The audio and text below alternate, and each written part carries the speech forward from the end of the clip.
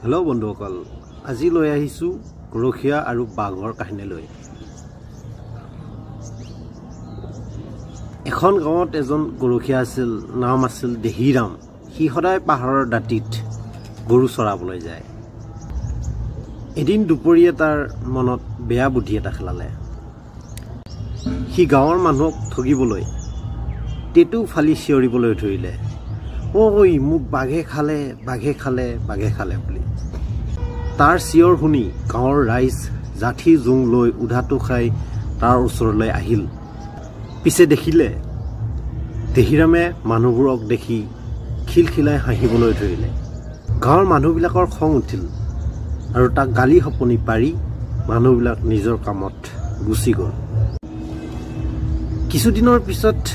দেহিৰামে আকৌ ঠিক তেনেকৈ বাঘে খালে গৰু খালে মোক বচা কৰি চিঞৰিবলৈ ধৰিলে আৰু এইবাৰ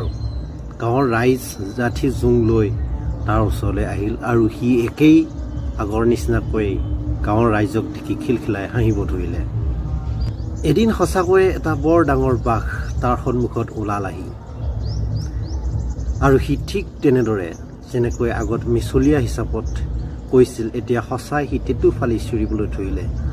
বাঘ আহিছে বচা কিন্তু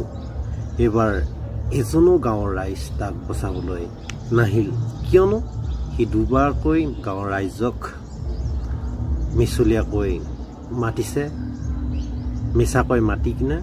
খিলখিলাই আনন্দত নাচি আছিল ফলত